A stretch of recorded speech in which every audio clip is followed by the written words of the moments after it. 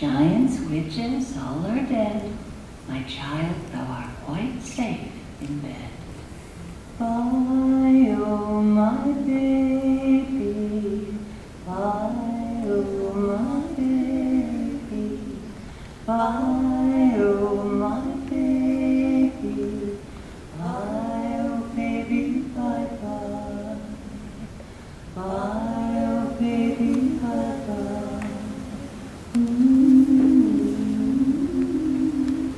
My mother used to sing this lullaby to us, her children, while she stroked our hair or patted our back to soothe us to sleep at night.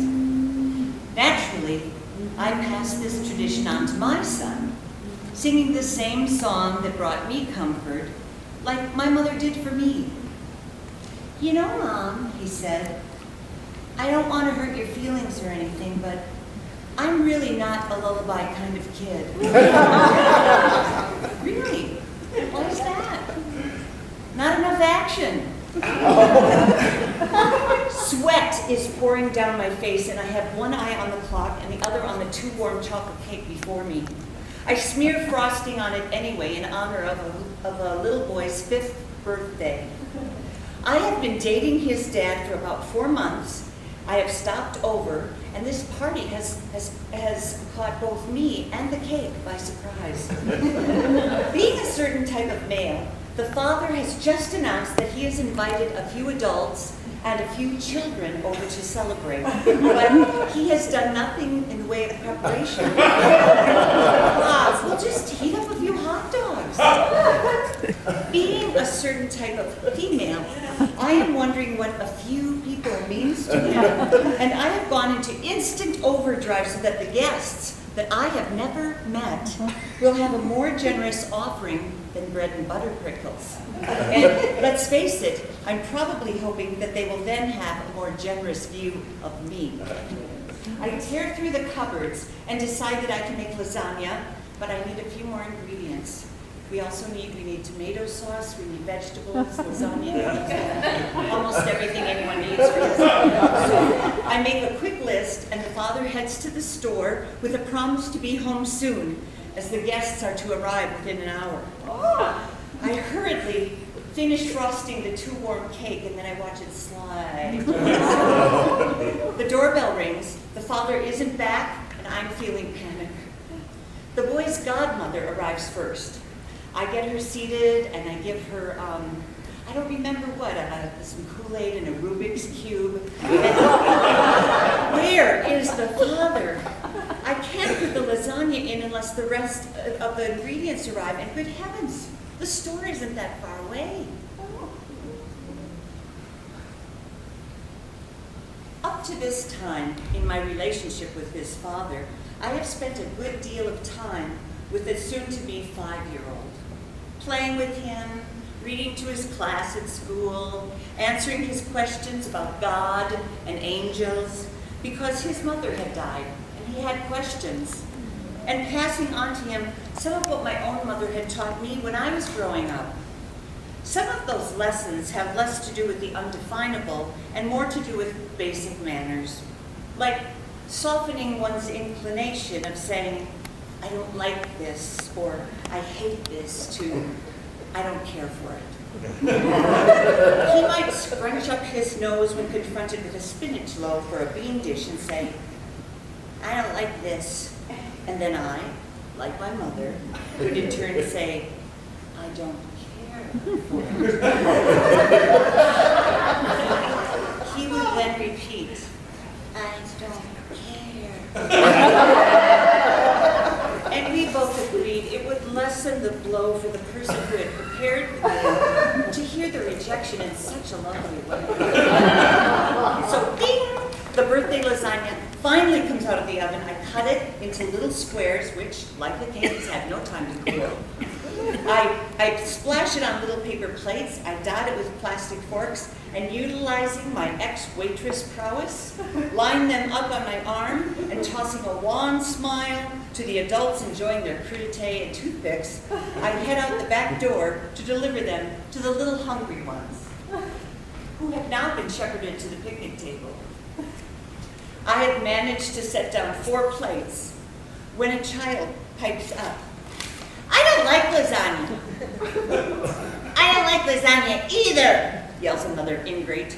And then in frightening Lord of the Flies fashion, no one likes lasagna. I stand there, the heat of the warm squares bleeding through the plates onto various spots on my arm. I'm dripping with sweat. My hair is falling down over my face in threads. The grown-ups can see us through the picture window.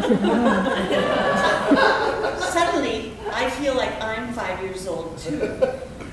I struggle to hold back my hurt feelings. And I say, "Well, that is not a very nice thing to say when someone has worked hard to make something." "I know," the birthday boy says brightly. "I don't care for it." A few days after my birthday debacle, when I was still in recovery, a friend of mine, who is not a mother, by the way, said, "Beth, you don't make lasagna for 5-year-olds. You just heat up a few hot dogs." In Anton Chekhov's famous play, The Three Sisters, there is a character called Natasha. And one trait of Natasha's is that she is constantly talking about her relationship with her child, Bobik. Bobik woke up this morning, looks at me, and breaks into a smile. You know what that means. He knew me. "Bobik," I say, "I see you, sweetie," and he laughs. Children know. They know perfectly well. Babies understand perfectly. "I see you, Bobby, I see you, darling." He looks at me in the most extraordinary way. You think I'm just saying this because I'm his mother. But no, really. This is a simply extraordinary child. Well, we all know someone like this. And some of those someones, of course, are us.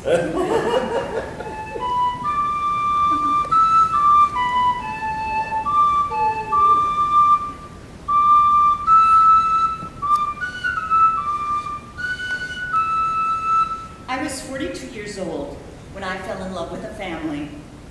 Father, daughter, son, dog. The children were from different marriages, and the daughter traveled back and forth between her mom and the father. The boy, of course, lived with the father. I always knew that I could mother someone else's child. I just didn't think it would happen. I didn't know the boy's birth mother, who I will call First Mom. I met her when she introduced herself to me after a show I was in about 25 years ago. She was a fan, she said, which was flattering and sweet. She was also a loud fan. You always knew when First Mom was in the audience because her laugh was unfettered, distinctive, and really loud. We saw each other occasionally on the street after shows, and we would chat. She shared personal things readily, regardless of where we were, what the time, or the circumstance. She was talking about her angels. She was hosting a cable TV show, or she was taking tap lessons. She was always undertaking some new project. "It's God-driven," she would say. I knew she liked makeup and costumes and theatricality. I knew she was volatile, and I knew she had a lot of heart. I was often taken aback by her bold and brassy manner, whether she was talking about the rampant alcoholism in her family of origin, or about some intimate garment creeping up her backside. She just didn't give a damn what anyone thought. "Oh, honey," she would say, "life is just too goddamn short." I was reared in more of a ladies don't school. I can admire the breezy and bombastic nature in others, but I can't teeter too far in that direction myself. My mother and me won't let me. One day, I ran into her, and she had a 3-year-old in a stroller. She had had her baby late, at 42, and now she wanted to focus on a career. I was thinking motherhood was beyond me. Honey, she said, it sounds like you would like to have my life, and I would like to have yours. The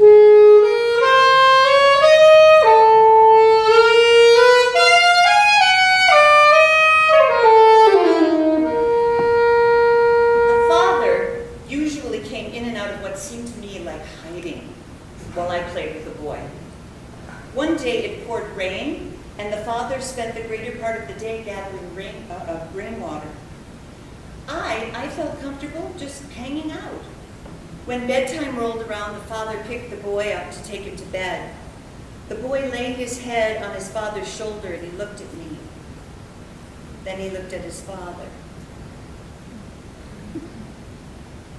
Are you going to have a sleepover? He said. I don't think so. The father looked at me. Bedtime is going to take some time. It involves a story or two. Are you okay with that? By the time the father returned from reading stories, I was asleep on the couch with my arm around their dog, my new best friend. I felt a blanket placed over me at some point, but I didn't stir.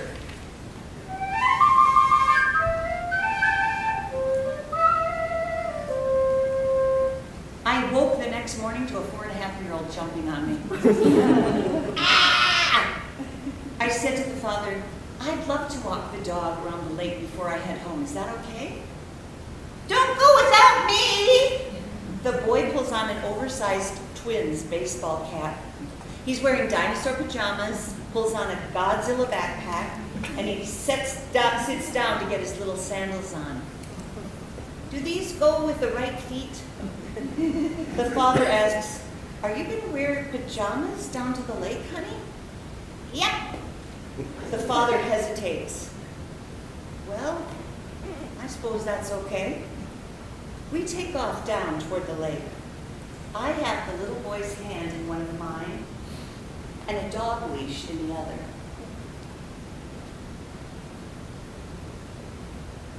Do you have a mama? The boy asks me. No, honey, I don't. My mama died. So did mine. I knew that because, I knew your mama.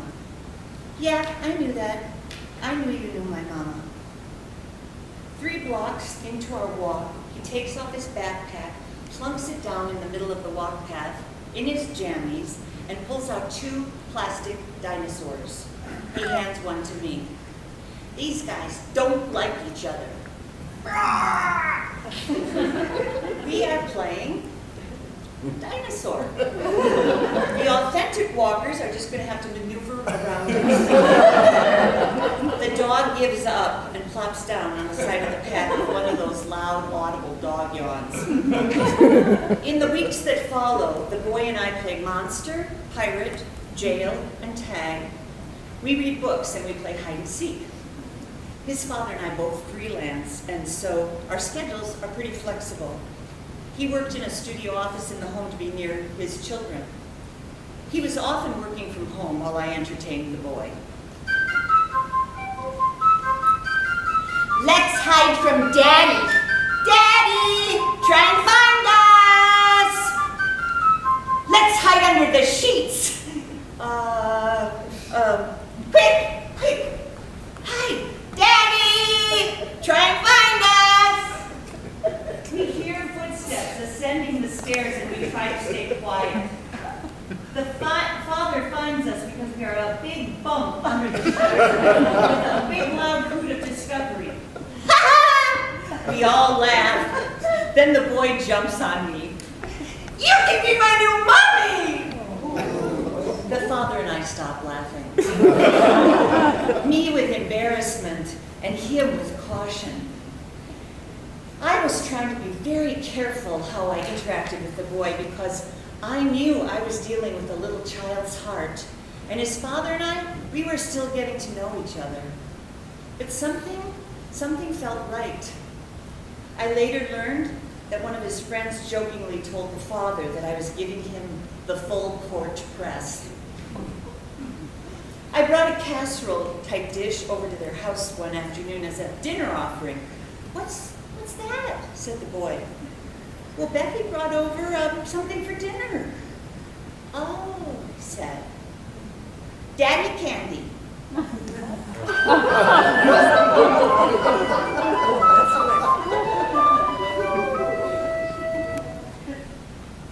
After a few months, the father and I started having sleepovers. The boy stumbled into our bedroom during the night. A little voice whispered in my ear, "Can I get in with you?" I sleepily opened the covers and he crawled into the bed with us, snuggling behind me. In the morning, when I awoke, the entire backside of my nightgown was soaked with urine.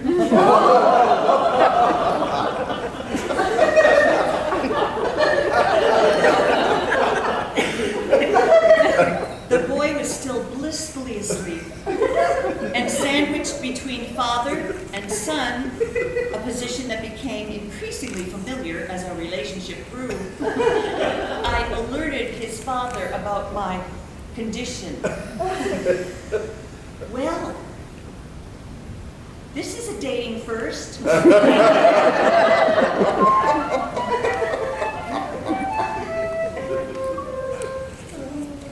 I went to pick up the boy at preschool.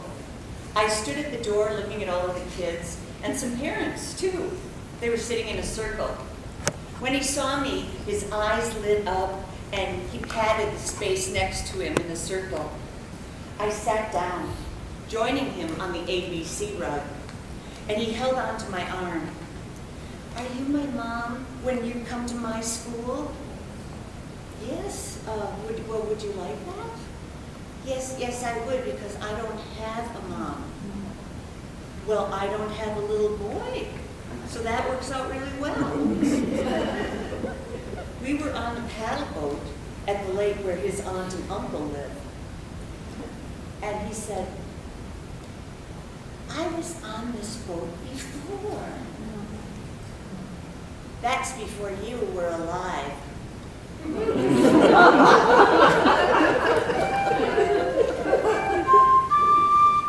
On our way into the bank, I carried the boy with my left arm and I push on the door with my right.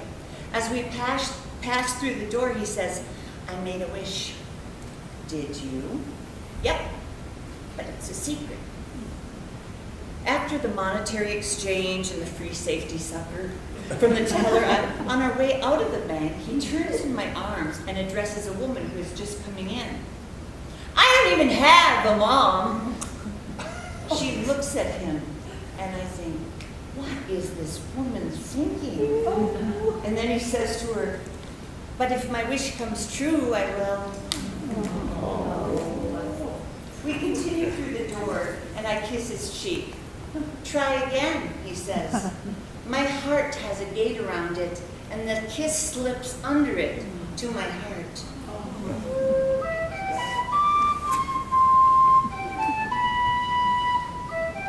The father let my relationship with the boy unfold without interfering. When were we created?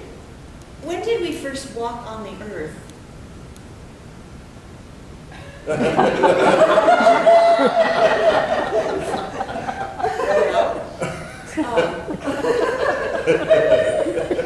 Billions of years ago, we first lived in the ocean. Some people don't believe this, but I do. We came to land, and through evolution, eventually walked and became what we are today. He said. "I don't remember being a fish." Questions about death and dying were frequent, and I was asked light, fluffy questions like, if someone dies, what happens when the house is still alive? Dr. Zeus is dead, isn't he? But his stories aren't. Do you know Santa and God? Well, I've never met either one personally, but I hear they're both very nice.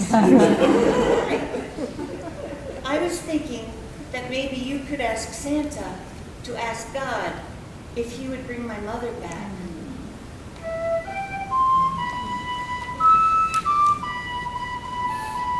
The father, the boy, and I had been going back and forth between our two houses, sometimes staying here, sometimes there. I was reluctant to leave my house. I had just settled in, and I was centered and content. My family had helped with my 1929 fixer-upper after the man I bought it with applied for and accepted a job in another state a few months later, mid-construction. I had recovered, and I was focusing on myself. I certainly hadn't been looking for a relationship. One evening, I was alone at my house, and my phone rang. There was a little voice on the other end, crying. "What are you doing over there? I need you over here!" The father and I had a talk. I rented my house, and I moved across town into their house with them. I became part of a family. Dad, sister, boy, dog, and me. When I was talking about how difficult that decision had been for me with the boy, some years later, I told him that one of my biggest dreams had been to have my own house. Incredulous, he said, "Without us?"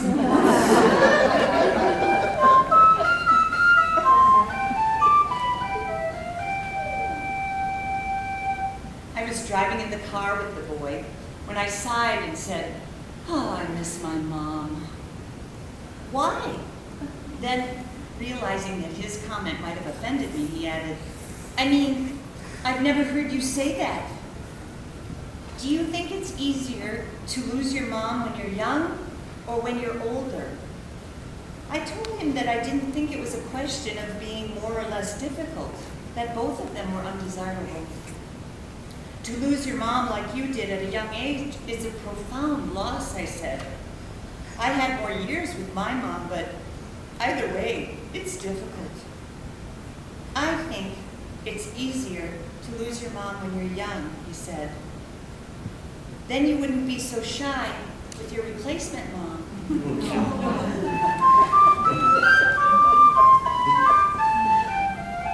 One spring day, the boy brought a friend home with him after school. "Honey," I said, "would you like to show Taylor around a bit?" "Sure," he said, and he blithely launched into a recitation as they passed from room to room. "This is my living room, this is the library, this is the kitchen, this is my replacement mom."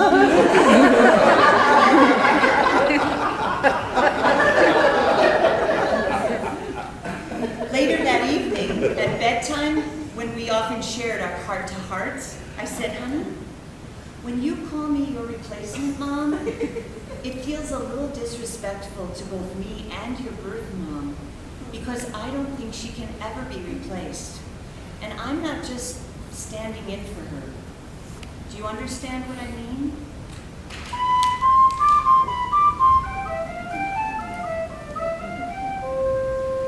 I was upstairs the first time he called me Mom. From the foot of the stairs, he yelled, "Mom, what's for dinner?" And I thought, I will never get tired of hearing him call me that. And then he learned taiko drumming at school and started practicing at home. "Mom, Mom, Mom, Mom, Mom,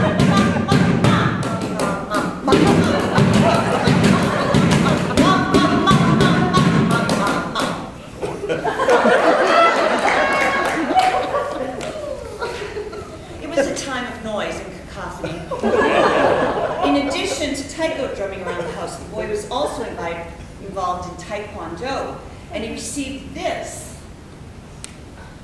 as a prize for breaking a board or some such feat. I had never been very rough or angry with him, but when he played this hamster over and over, I came very close.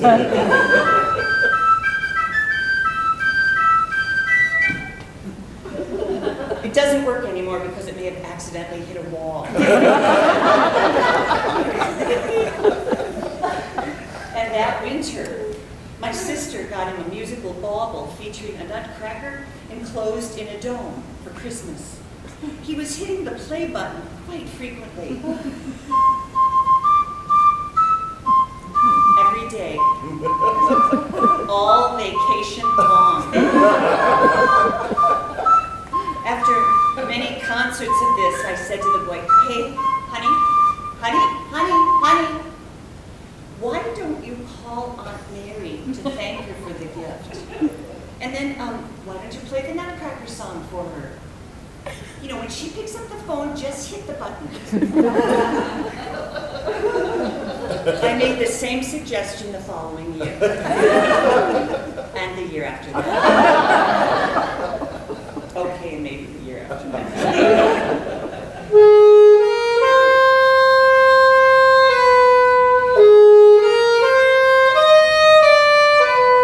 The house manager at the theater handed me a note during the intermission of one of our shows. It was from First Mom. "Beth, I'm in the audience. That was my son who screamed and had to be taken out of the theater. Meet me in the lobby after the show." How was I going to meet her in the lobby when I was in full makeup with a second show to do within an hour? I quickly wrote her a reply and I gave it to the house manager. "Can you meet me down by the women's dressing room?" The house manager delivered not just the note, but First Mom herself. She cut right to the chase. "I was diagnosed with breast cancer," she said. "A few weeks ago, I interviewed a surgeon. While the surgeon was talking to me about the procedure and what I should expect, I looked into her eyes, took her hand, and said, 'I am feeling no warmth or compassion from you.' The surgeon said, 'That's not my job.' So I said, 'Then you're not touching me.' What did you do then?" "I went to the front desk. I got the name of another female surgeon, and I'm having my breast removed tomorrow, and I'm scared." We held each other in the hallway with costume racks sliding by and characters in various stages of undress, shedding sweaty garments before the second round of entertainment. We talked until I had to go, and I wished her well, and I told her that I would like to check in with her when she felt up to receiving visitors. "Just call," she said, and then she was off.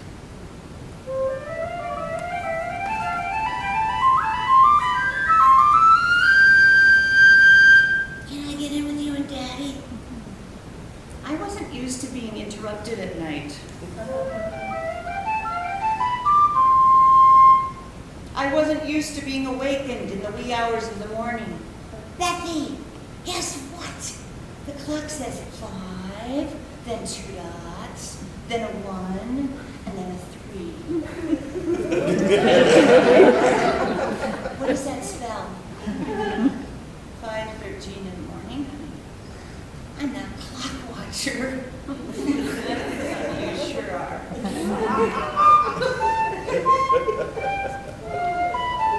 I wasn't used to being asked, "What's for dinner?"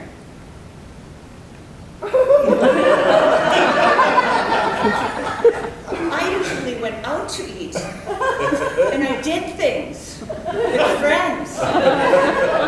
Now there was this little space invader. When he was with his father, his behavior was entirely different. He was his own boy. He was more independent. But with me, he was possessive and needy. "Don't leave me. You make me feel safe. If you leave, I'll die. I can't survive without the Becky." And the weight of these sentiments were augmented by the father's mother, who upon our first meeting said, "You're not going to abandon this little boy, are you?" He would call out from his bedroom, "Mom, will you come in here so that you can enjoy me?"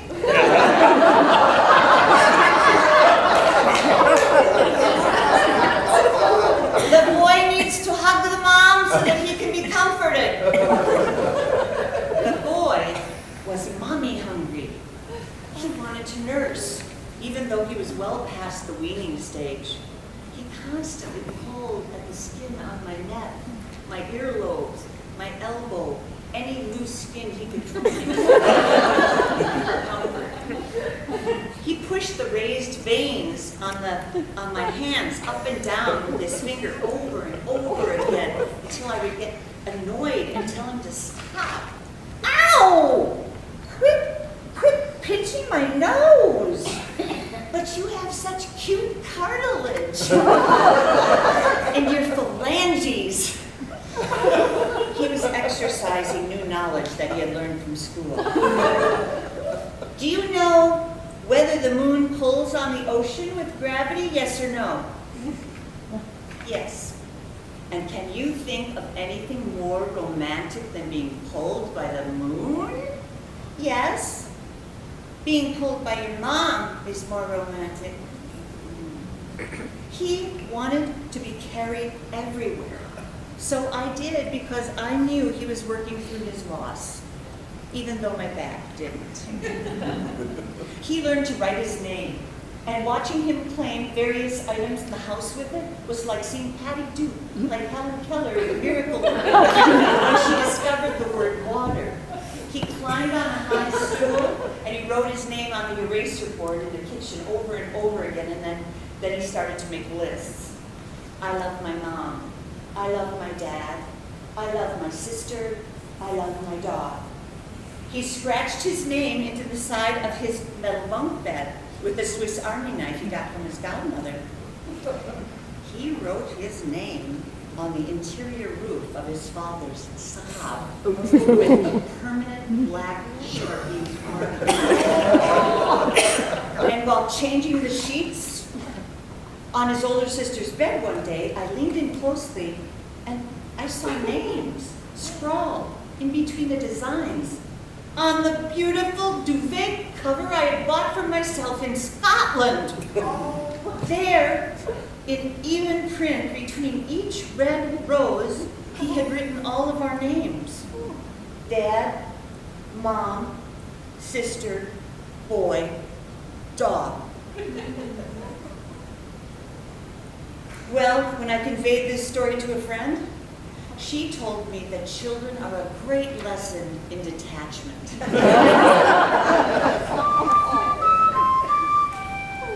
We took a trip to Boston for the father's college reunion. The boy and I explored while the father attended a long day of events. At the aquarium, the boy and I got to see a live peepa toad. We had seen these on Henry's Amazing Reptiles video. Peepa babies are born from the skin of Mom Peepa's back. Ew! Little toads jumping out of your mama's back! Ew! He found my distaste for this hilarious. At the end of our day, before we met up with the father, I saw a fabric shop. He called out to me. I led the boy inside. Oh, honey. Oh, sit here, I said, and I deposited him on a low table where he was dwarfed by stacks of floral fabric napkins. Mom will be just a minute. Well, I lost track of my minutes. A lot of minutes. And the next day, we were driving through Cambridge, and I said, "Ooh, that looks like a cute little shop." And the boy said, "Well, prepare your tears, because we're not going there."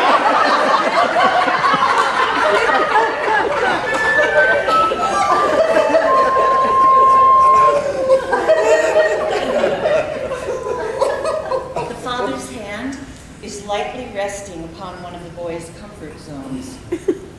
We are both asleep. The boy crawls in and finds his desired spot occupied. "Hey, Daddy, you're messing up my whole program."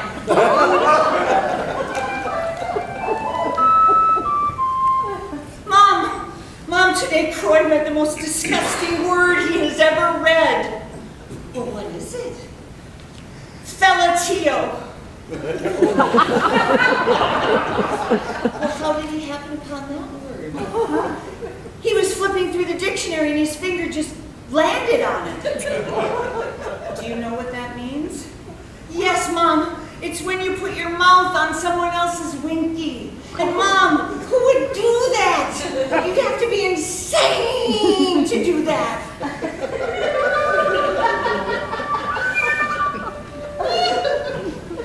At bathtub time, I am waiting, towel in hand, for the boys that I can towel him off and get him to bed. He's still happily playing in the tub. You know what, Mom? He says. My penis has 3 modes. Alien, flying squirrel, and, okay, honey, I'm the throne.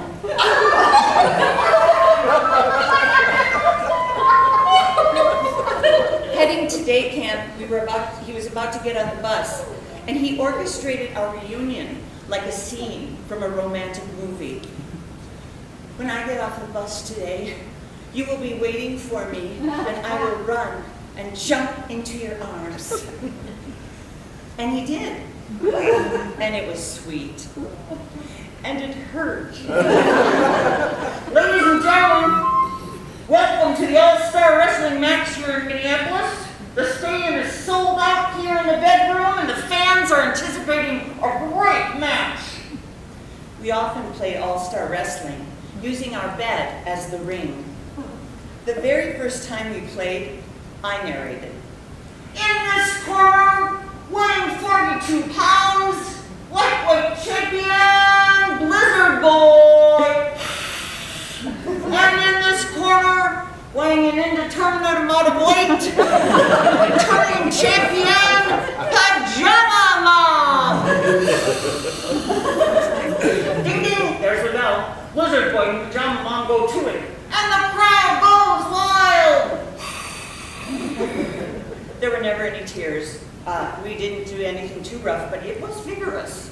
Uh-oh, Blizzard Boy has a hold on Pajama Mom. He pulls her down, but Pajama Mom retaliates and flips Blizzard Boy over in an unprecedented move. Ladies and gentlemen, we've never seen anything like this. Ding ding.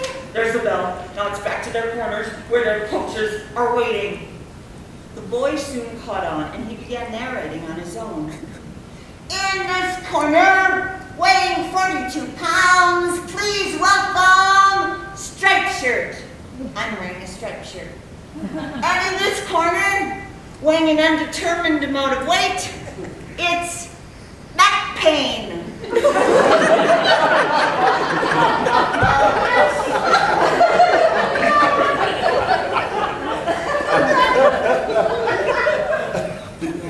Every kid has a nemesis at some point, and the boy's was named Braden. For a time, we heard about him daily. Braden likes, Braden thinks, Braden says, frightening him at Halloween. Braden says that if I go to sleep tonight, witches will come and get me, spoiling the holiday traditions. Braden says there's no Santa. Is that true? It's true. There is no jolly man who comes down the chimney to fill up your stocking. Dad and I do that. But Santa is one of the spirits of Christmas, and that is real. Braden soon became my nemesis. Braden says, and I just knew what was coming next, that I can't be your mom because Daddy and I aren't married. Yes. Well, you know what I think a mommy is? I think a mommy is someone who reads to you at bedtime and helps you make your Valentines for school and changes your sheets and buys you Spider-Man underwear and lets you chain her to the gazebo when you play pirate.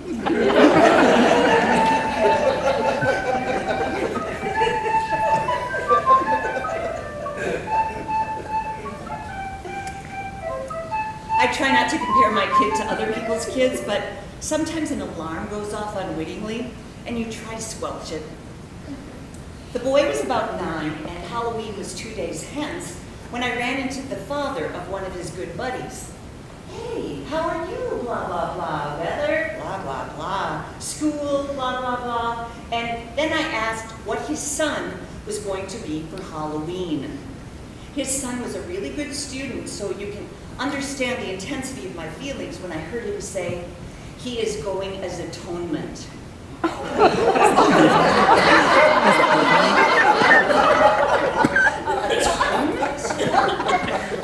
Atonement? My God, the kid's a genius! My kid is going as an unnamed twins player for the 3rd year in a row. Atonement? What does that even look like, a big Band-Aid? No, it's bound to be more intellectual and esoteric. Maybe he's glued trouble dolls to a loincloth, and maybe a world map with areas of unrest that need to be reconciled. Then I heard a donut.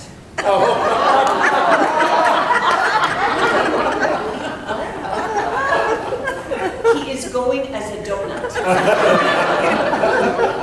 A donut. Atonement. Well, my relief was substantial.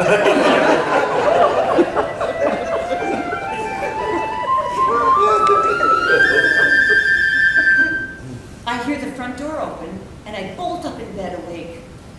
I can never see the time without my glasses. Shoot, it must be after 7. Time for him to go to school. I've overslept. I'm just getting the paper, Mom. 9 years old, and he's going for the sports section like some retired Floridian. Next to me, in the bed, his daddy just seems like a tired Floridian. No sign of consciousness. How can he not hear the child? An auditory form of male blindness.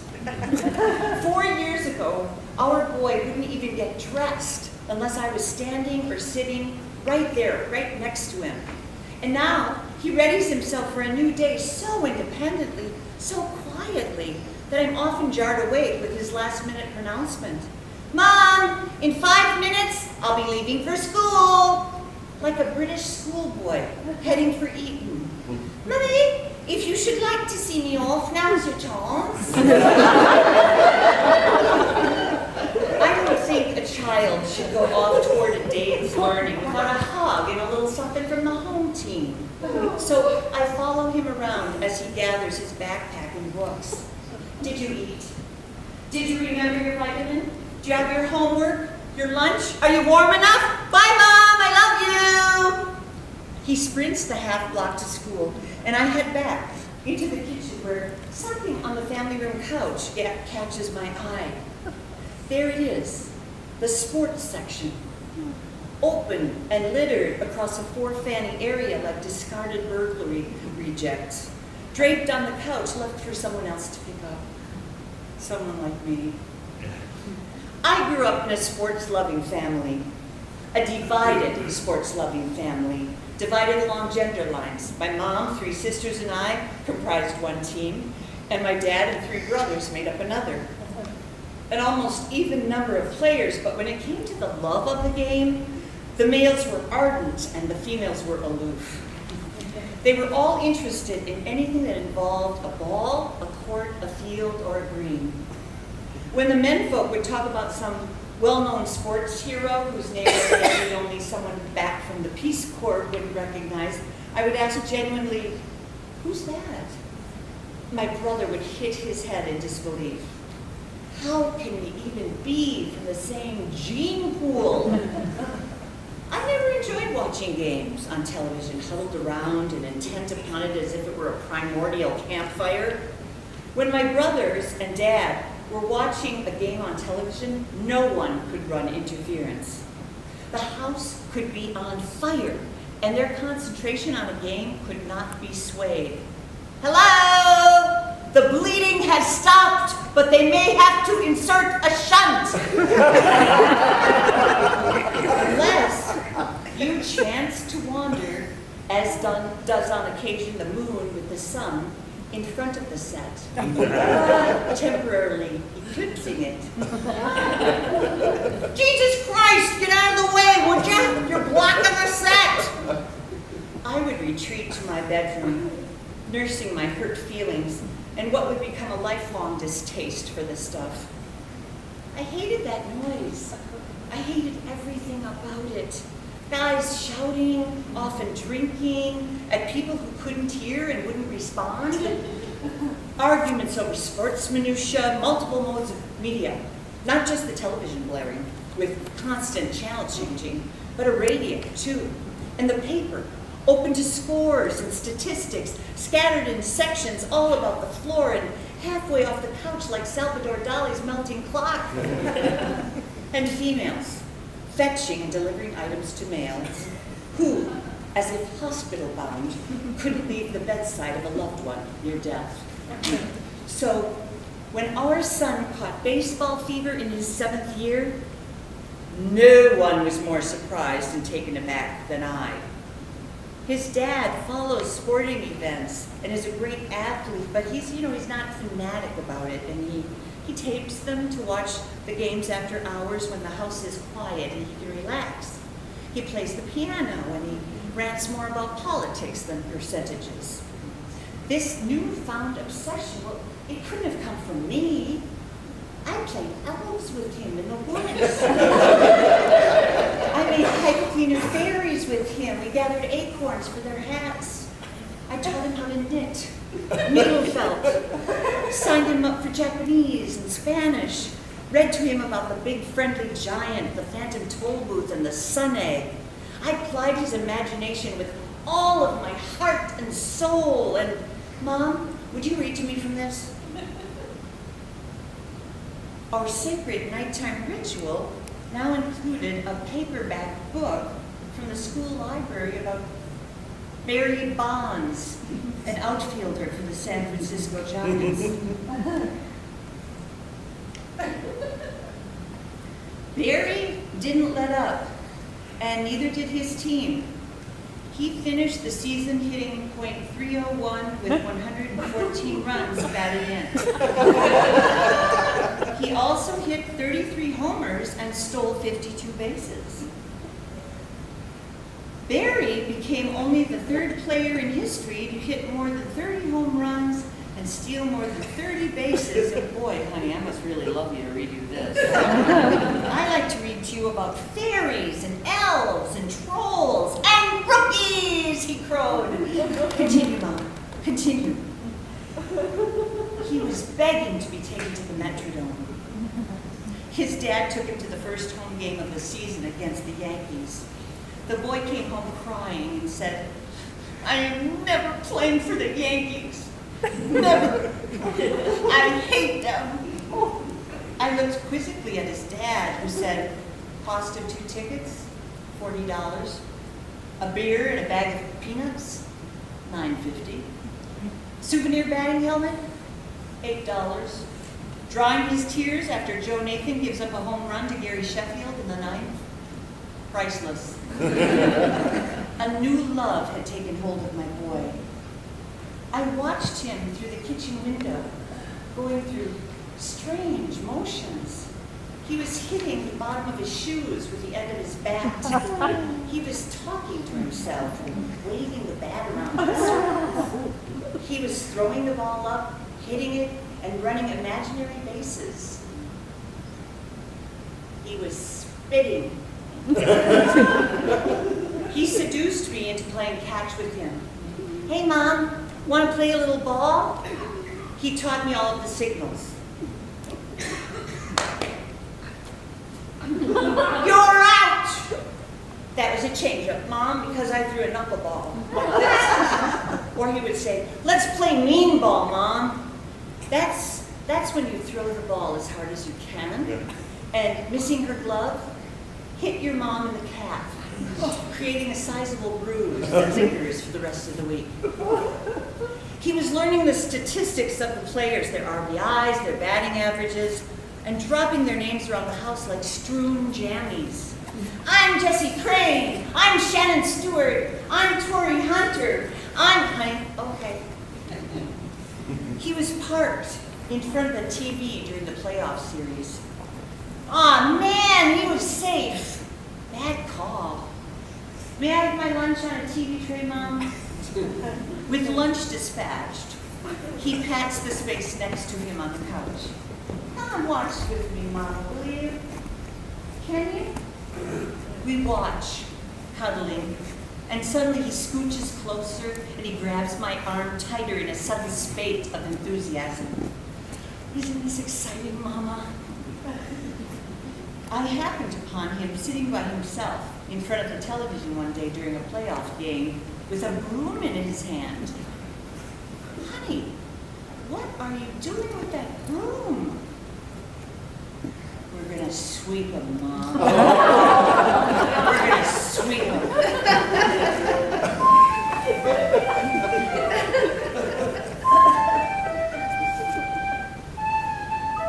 When I asked the boy how he would like to celebrate his 9th birthday, he said, "For my party, Mom, I want all of our family to play baseball with me. And Mom, maybe we should open gifts first, in case I get anything I could use in the game." So we invited everyone in our family to play ball at the park near our house, and then to join us for a birthday dinner. We picked out our menu, and we shopped for food. I made a cake with a green baseball field, and 9 little bat candles, and little black licorice swirls for the bases. And then almost everyone turned up for the big game. Some came late hoping to miss the action and avoid physical pain, and I can't say that I blame them. The boy and his friend Lilia were the 2 captains, and they picked teams. I picked Daddy, I picked Greg, and so on. After the male choices were exhausted, they looked at the female draftees. There was me, the boy's godmother, and aunties. Cousin Emma joined a little bit later, and she was put in as a substitute for the boy's godmother. We were chosen on the basis of sentimentality and familiarity. It had nothing to do with our skill level. Our skill level having been largely untested since high school. But then, so was that of the males. Why were they all picked first? After Emma was put in, 2 of our females opted to leave the field and watch the game from the bench. My sisters decided to be cheerleaders.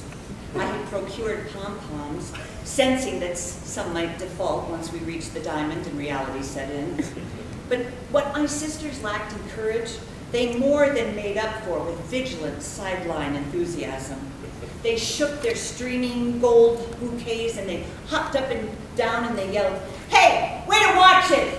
That's right, don't take a pitch like that. Don't let him bother you, honey. Hey, batter, batter, batter, batter, batter, batter." It was my turn at bat. Everyone moves in. My brother Wayne makes the pitch. I swing and hit. The runners on 2nd and 3rd come home and I follow them. A home run! The cheerleaders go wild! Their pom-poms shake like a predator pounding through savanna grasses, like hissing Medusa maracas. Woohoo! Way to go! Woohoo! The birthday boys team won, and that was as it should be. He wanted the game to keep going, but by then even the aunts were crying uncle.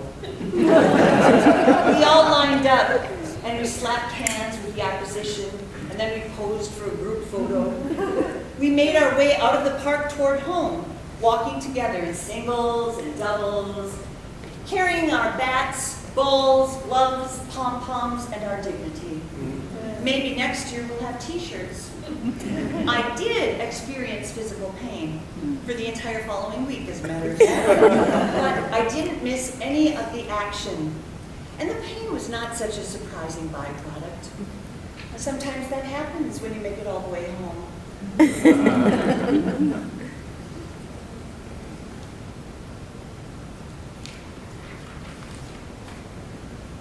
I was upstairs at my new home.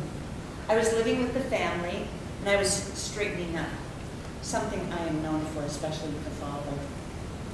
For some reason, I let a sigh of frustration escape, and I do this often, and it's just a habit. But the boy took it for something more serious.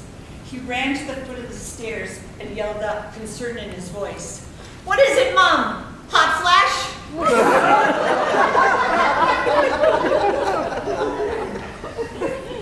The father is often on fire over politics, and the boy is not any different from other children in that he absorbs the atmosphere he breathes at home. For instance, he was invited to stay overnight at my brother and sister-in-law's house during the holiday vacation, and he came up to me and he whispered, "Mommy, I want to stay here at Aunt Beth and Uncle Jim's, but I don't want to waste fossil fuels by having someone come and pick me up."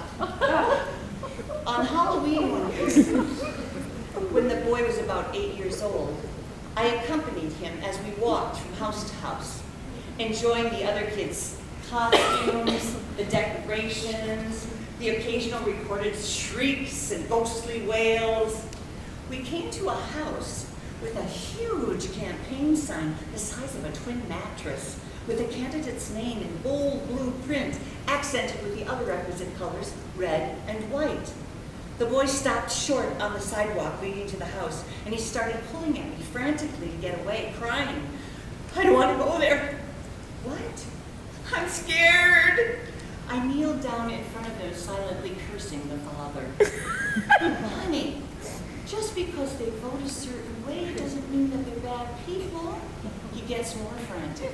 "No, no, it's okay, it's okay, it's okay, we don't have to go there." Later that evening, once the boy is in bed, I tell the father that due to all of his political ranting, our child is afraid to even approach the house in question. And wasn't that a caution to us? Shouldn't he curtail his strong opinions for the benefit of the boy? "No," he said. "He should be afraid."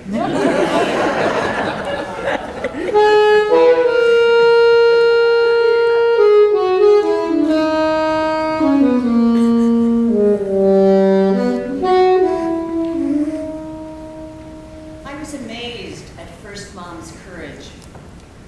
She was never daunted. She never seemed daunted by her diagnosis or her ailment. It's God-driven. I'm going to write a book called Cancer Cured Me because that's what's happening. And I'm going to do a dance piece about my mother and how she danced in front of the full moon to try and heal herself.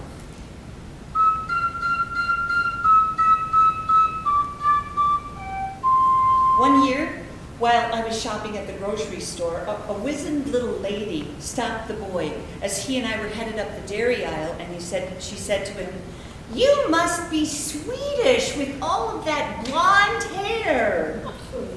The boy looked up at me. Am I Sweden?" I nodded yes, saving the news that he wasn't the entire country for another time. And he passed that nod on to the woman. "I thought so," she said. After that encounter, he showed great interest in all things Sweden. He attended Swedish camp, he played cube, a Swedish lawn game, and he has been known, when facing problematic broccoli on his dinner plate, to say, "I wish I was in Sweden." They have good food there. I told him about Santa Lucia Day, named so for an Italian saint whose name means light in Latin. I told him how the eldest daughter in a Swedish family wears a crown of candles on her head and awakens the family with coffee and pastries, singing Santa Lucia, which represents the light coming back to the world. He immediately wanted to know what Swedish boys get to do for Santa Lucia Day. "Well," I said, "depending on their age, they're either tomten, little gnomes who tiptoe about the farm and house, looking in on animals and children at night, or star boys, who are acolytes of a sort to Lucia." He decided he would like to be a star boy, dressed all in white the following year. But this year, could I serve him pizza rolls on a tray in bed? That year arrived, and because a star boy costume had been requested, I, like any conscientious mommy, made him one. The boy tried on his Lucia garb before the day itself arrived, and we requested a photo session in front of the Christmas tree. "I want to look at myself in the mirror first," he said, and he ran upstairs into the bathroom where he stood on the step stool to peer at himself. Silence. I waited for the enthusiastic Swedish squeal of delight and wonder. And I waited. I'm still waiting. "I totally look like a girl," he said. "Honey," I called up encouragingly to both him and my edgy holiday self, "you look wonderful." "I look like a girl." "No, you don't, honey. Now, can you come downstairs so Dad and I can take some pictures of you in front of the tree?" When a mommy takes time to make an outfit, a mommy wants documentation. Down the stairs he clomped, accompanied by a sing-songy mantra. "I totally look like a girl. I totally look like a girl. I totally look..." Honey, can you stand by the tree now? And can you hold this candle? I light it. "Oh, you look so nice." "Don't say that, Mom. That embarrasses me." "You look awful?" "Yeah, I like that better." "Okay, honey." I say, "Can you move toward Dad?" "That's it, honey. Click. You look good." "Ah, click." "Dad, don't say that." I'm sorry. I meant that you're looking up was good, not that you looked good." Click. I know we're doing it. We're doing that things that parents do with a camera and a child that I myself have scowled at when I witness it in others. We're trying to manufacture a moment that isn't there. I'm a stylist at a photo shoot for some product, and the product is our child. Our child as angel, bearer of goodwill toward all. A true innocente adorned in stars who makes everyone stop, think, and re-examine life as they know it. Of course he doesn't have to be that. That's been done. I know that, but I can't stop myself. Honey, could you look at the candle as if it's, what's the word I'm searching for? Like a prayer? Could you show a little more, awe? He looks at the candle again, then he opens his mouth as if he is in total shock.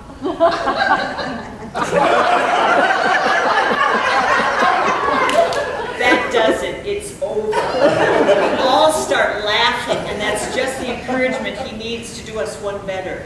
And one better than that. And one better than that. He begins to mug. He puts his finger to his chin. His head is tilted. And then one of complete idiocy. Okay, honey, don't wave the candle around if you're near the tree. That's dangerous.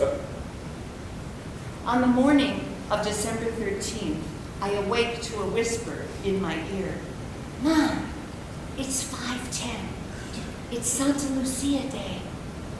I open my eyes, and there he stands, in complete angelic ensemble. White gown with stars, pointed hat, gold belt, peering at me expectantly. Okay, honey, I whisper back. Let's go downstairs and get ready. We prepare a tray for Papa with coffee. A Krispy Kreme donut stands in for the Lucia bun. And because the eldest daughter is still away at college, I light a candle for Starboy to carry up the stairs himself. The same candle he posed with the night before in front of the tree. He leads the way, and I follow with the tray of goodies, singing.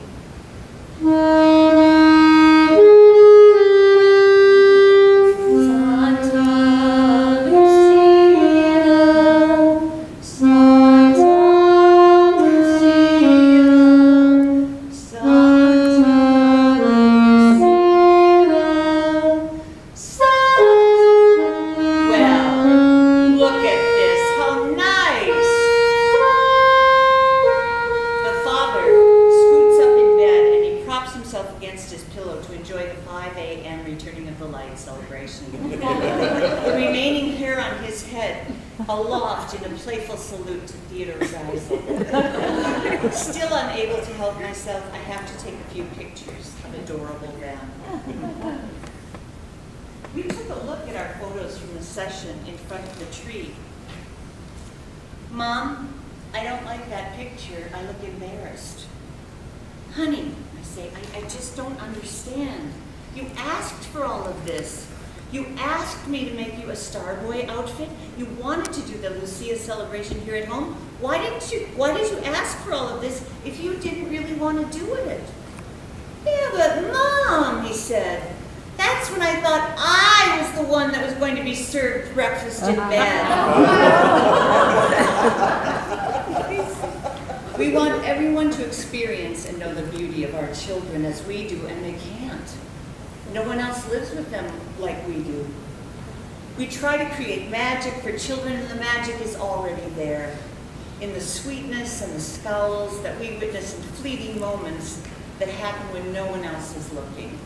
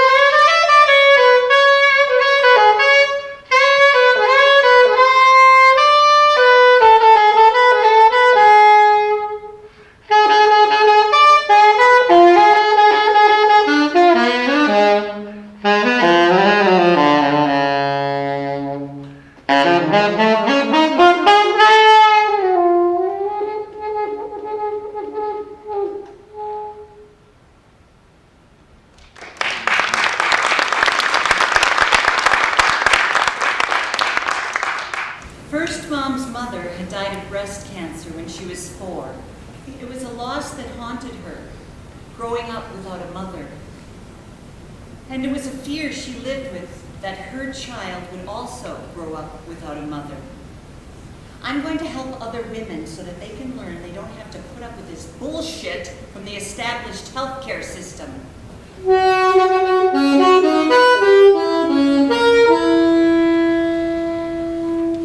It had been several months since I had heard anything from First Mom, and I was wondering how she was doing. I dialed her number. The father answered, and something didn't seem right. He passed the phone to her, telling her who it was. They had just returned from a doctor's appointment. Hi, honey. It's in my brain. I'm off to a healing, but I need you to come over and sit with me today. Can you come over today around 11 o'clock?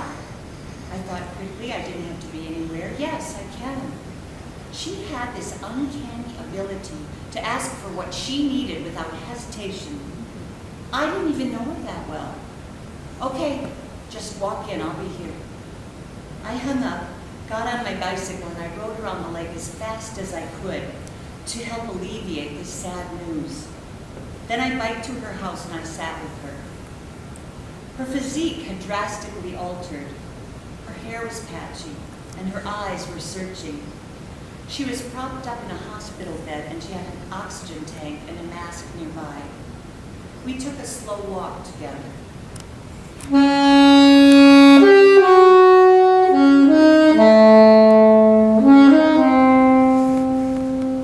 She caught a look at herself in the mirror.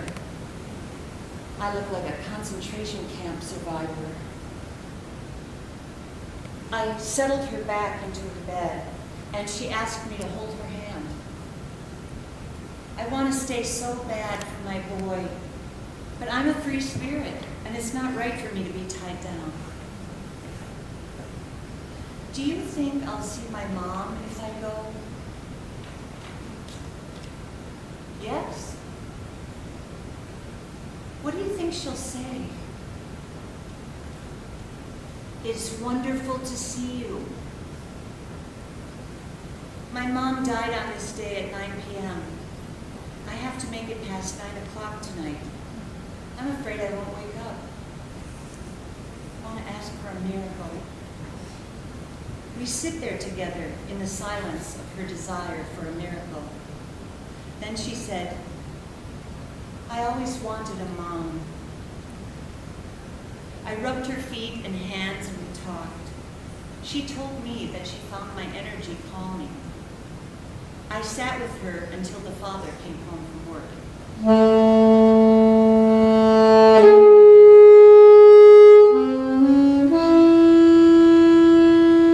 Eventually, he came up the path to the back door with a leather satchel slung over his shoulder, and he sat next to her. How's it going today? I want to ask for a miracle. Well, you know my philosophy on that. If you have to ask for it, then you think you don't already have it. You are the miracle. I feel like I'm intruding on their intimacy.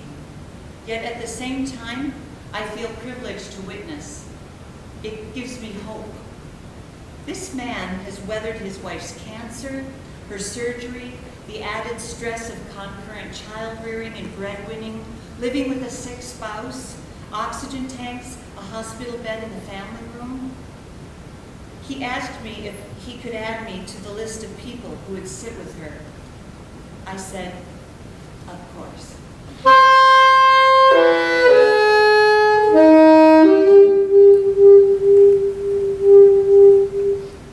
I sat with her again. We were alone. Her son had gone to his godmother's house. She didn't want him around to see her like this. She was listless. She howled from time to time because nothing was passing in or out of her body and it was painful. I was nervous about doing the wrong thing in case of an emergency. I didn't have any nursing skills. When the father got home, he asked if I would stay and hold her while he gave her a sponge bath and changed her sheets. Then he called hospice and gave them her vital signs. Honey, he said to her, they say that we should go to the hospital now because your signs are too low. Do you want to go to the hospital or do you want to stay here? I'd feel a whole lot better if you would tell me what you want. If we don't go, they say you're going to go to sleep pretty soon, then you will pass over. Do you want to go? Okay. Okay, we go to the hospital? Okay. He turns to me. I want to take her down to the lake before we go to the hospital. Is that okay with you, honey? Do you want to go down to the lake? Okay. He turns back to me. Will you wait for her sister?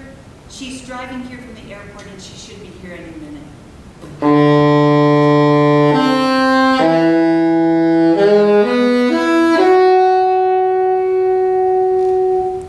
I sat on the front steps for about 15 minutes and I waited.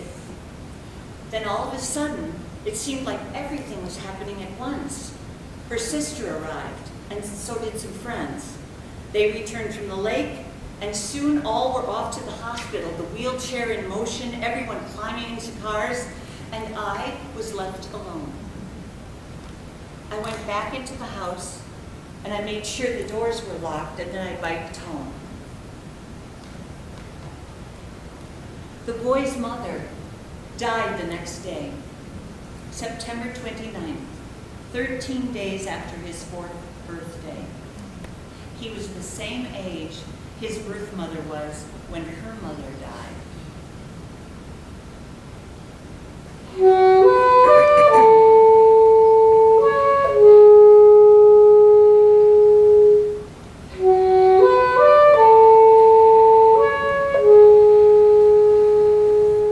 Partly due to my work in the theater, which took place during the evenings when PTA meetings and other school planning frequently occurred, and partly due to my human imperfections, I often felt like I was playing catch-up with other grown-ups if I missed a school event or heard about it after the fact. As I walked through school one day, I received acknowledgments and congratulations from other parents. The boy had received the Good Citizenship Award. I wasn't there to see it, and I felt terrible. Was that assembly today? Why didn't I know about it? Where was my head? Where was his father's head? During his last year of elementary school, I learned that I had missed track and field day. When the boy breezily showed me his ribbons later that same day, he had no problem with the fact that I wasn't there. I did. "Oh, honey," I said, "I am so sorry I missed seeing you." "Were any of the other mothers there?" "Yes, Mother," he said sardonically. "Thousands of them." "Every mother was there except you." About 6 months after the boy's mother died, I was in this really sweet show. It was about loss. I sent a note to the father. Would he like to attend? I thought it might be healing for him. He came with his daughter, and they stuck around afterwards to say hello. He looked terrible, like he hadn't slept till September 29th. He called me the next day because he wanted help in figuring out how to produce a dance piece his wife had always wanted to create in memory of her mother. We sent a few emails back and forth about content, logistics, and slowly, very slowly, we began to spend some time together.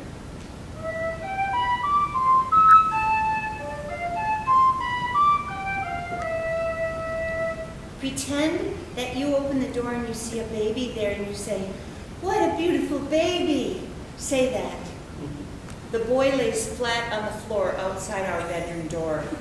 His eyes are closed and his face is scrunched up, giggly and giddy with this new game.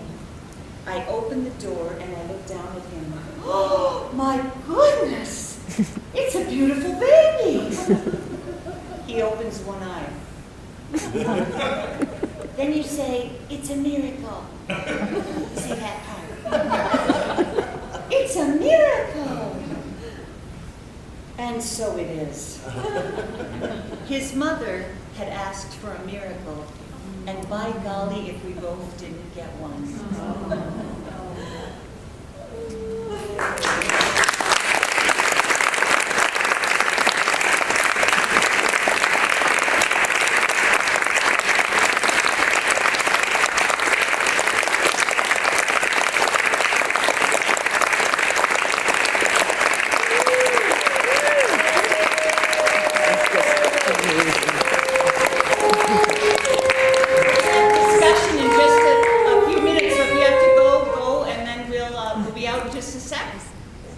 answer any questions and to hear feedback for our next phase.